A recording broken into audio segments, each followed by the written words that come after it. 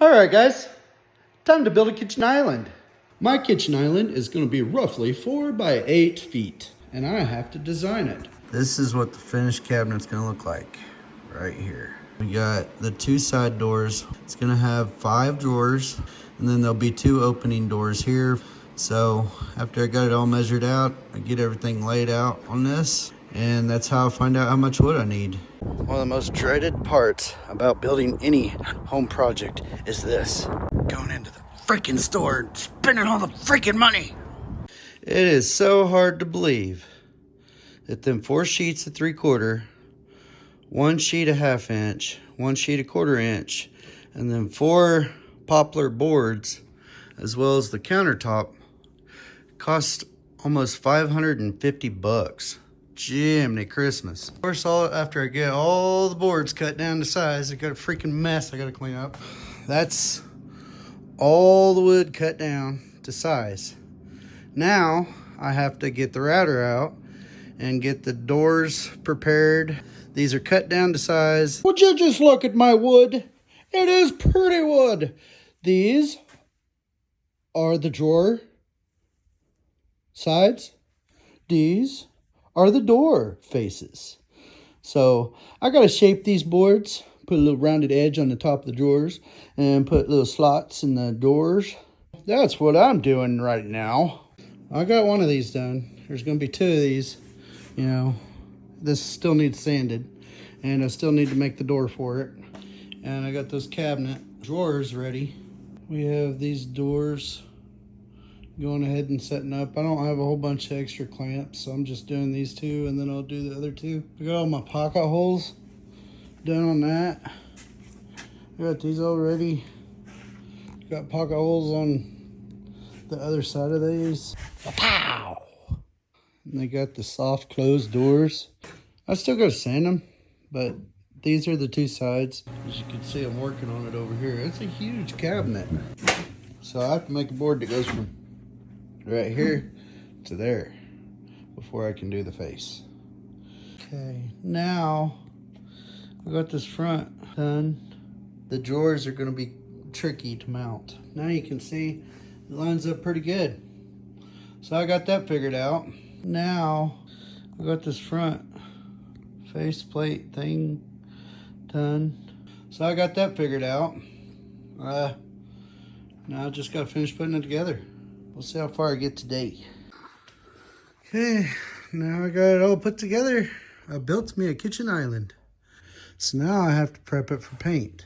You go ahead and build it in the first place so that you know that everything fits how it's supposed to. It's pretty tricky because these center dividers are kind of bowed. So when you do your shims and stuff to go along your slides, this one over here, you can see that it don't have one, but this one has one that goes across. Well, the next drawer down, I couldn't put nothing in the middle of it because it squeezes it too much. I'm gonna go ahead and take it apart so I can sand the hell out of it. That's probably gonna be a good 8 hours worth of sanding.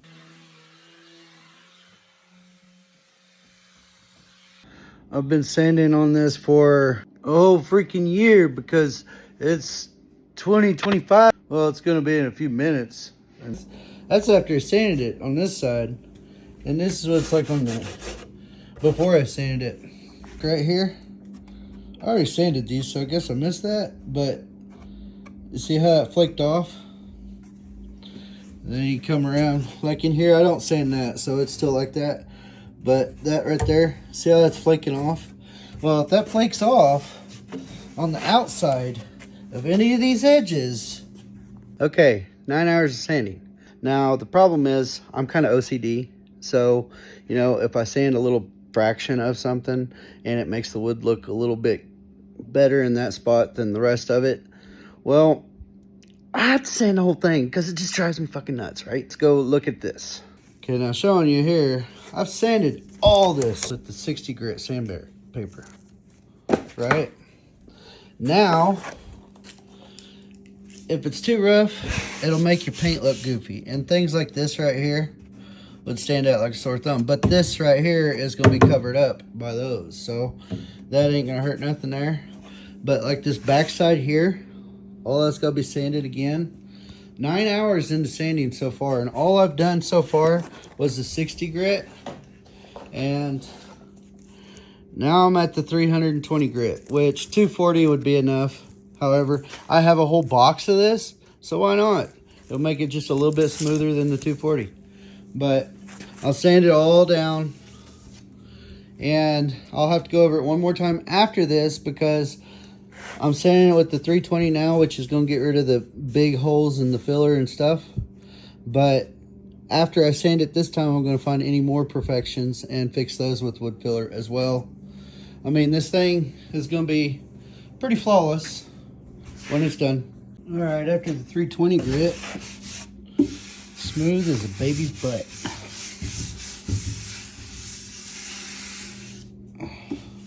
But like I said, I still got to sand one more time. The reason for that is all the little imperfections that, like this one here, see how it's down lower a little bit? Go ahead and put a little bit on that. And then these here, where the screw holes were, just put little dabs on those one last time to make sure that it's all flush. And like this here, go ahead and, there we go. Sweet. And all this other stuff, you see that that's where I did the other wood filler. This is the back side, so I'm not gonna worry about it. But yeah, I'll just go around and fill all these dots, and I'll take my putty knife and flatten it out one more time to make sure there isn't no divots, because whenever you fill it the first time and it dries out, some of the wood filler creates a little crater. See, there's an imperfection I didn't even notice before. So, all right, here they are. They're all sanded up, and I got the last coat of wood filler on there. I'm gonna go ahead and get the shop cleaned up and ready to put up the paint tent. And also, I gotta blow them off and wipe them down, make it to where paint don't get on the inside of these. All right. You see, I got my suit on, man. I'll have to get the rest of it on here in a second. I got my gloves on. This is what I was talking about, getting ready for paint. It took me all morning to get everything ready for paint. As you can see here, I got the inside of it taped off. I got my doors on top. I got my drawers. I got the bottom part bagged off so that paint don't get inside of those.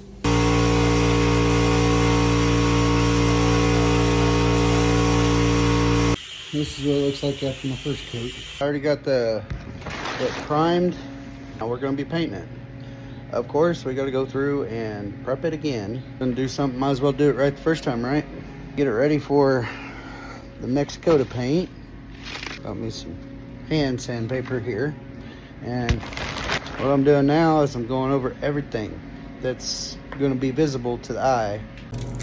Now, pretty much all I'm doing, since I got the primer on, whenever you paint it, I know we sanded everything really good and got it really baby butt smooth when we did the initial sanding, but whenever you do that primer, it leaves like little droplets. So pretty much what we're doing here is, you can see all these little imperfections. Before you actually put that paint on there, you don't want any of these little imperfections on there, because that paint is gonna fossilize it, kind of like. But I gotta get this done on everything. Here we go. All of it's wiped off to where I can rub my hand and it don't get all chalky. This is the primer coat, so I mean, you want it to be smooth before you put on the actual color coat. Then I'll get ready to paint. Do my black paint. All right, here I am again. I do this 3 times. This is the second coat. A lot of people only do it 2 times, but I like to do it a 3rd time. Just to be on the safe side. See how there's still, you can still see some white in there, here and there. Put my last coat of paint on it. All right, and today I put it in the house. All right, well, here we go again. There is the new countertop. Cost me about $100. And you see I just curved over the edge. But the bottom don't matter. The only reason it's painted black is so I don't have to paint the whole thing when it's on the island. So, alright, and as we see here, I did go ahead and put a cross support here for it to rest on. So, that won't be too bad. And then you can set this up. Don't be a puss.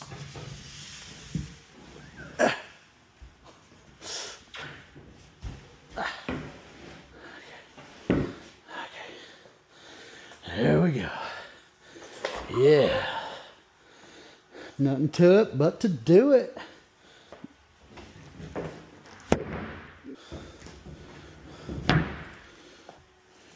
Now, while I had it out there upside down, I actually drew 1 inch line right there. I don't think you can see it.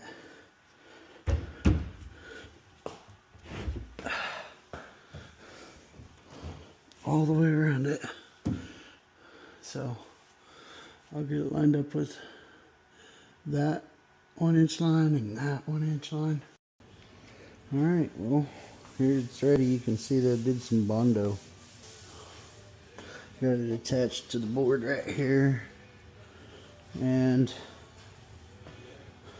I got a screw here, here, here, here, and here. I got the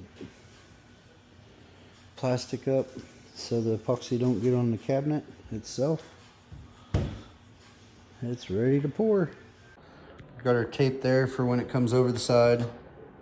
We got our tape here to keep it from going over the side until we're ready for it to. But let's go get our epoxy.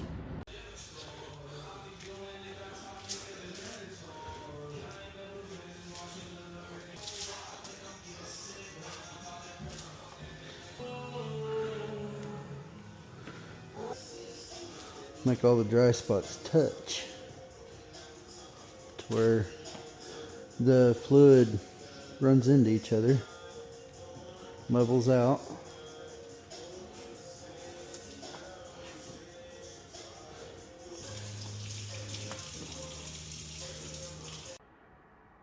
You don't need that much, just a little bit.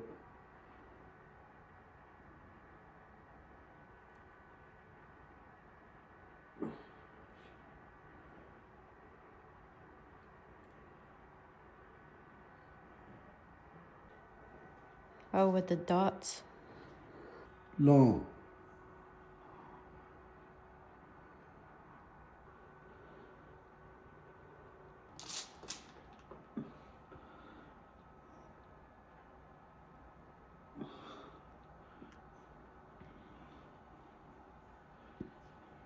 Yeah. And we already messed it up. Kind of make it look like a marble. Dragging the white back through the black. Because I'm a pro at doing this. I know exactly what I'm doing. Know that. It's not going to look like the rock I wanted it to. But it'll look kind of cartoonish. It looks like a tire stripe. And here we are. We pulled up all the paper, cleaned it all up. We put that plastic underneath the other plastic, that way it goes down on top of it. And now she's pulling the tape. My baby helping me, I like that. You make it, you coat it with it, and it breaks the surface tension and makes it run over it smoother. See this? Watch these bubbles.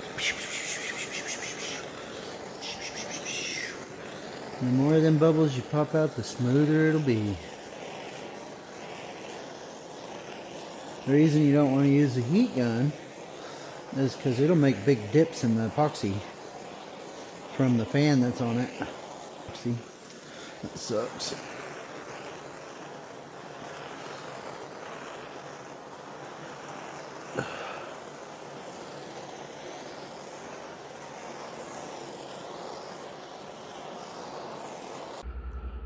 Alright, and here we go. Let's see how it's nice and smooth. Feels pretty hard. I think it looks pretty cool though. Alright, now just gotta put doors and drawers in it. Alright, here it is, man. We got our little island. I ran out of handles. I'm 10 handles short. I got 5 right here, and I got 1, 2, 3, 4, 5 on those cabinets as well that don't have handles. I ordered those. They're on their way. And this will be like for them folding chairs. This will be for pots and pans. This will be for pots and pans lids. This will probably be like silicone, other lids and things like that. This right here will be small appliances like blender, food processor, storage containers plastic, storage containers glass. And there's all the stuff I need to do, the handles when they come in on Saturday. Then, of course, my favorite part of the whole thing.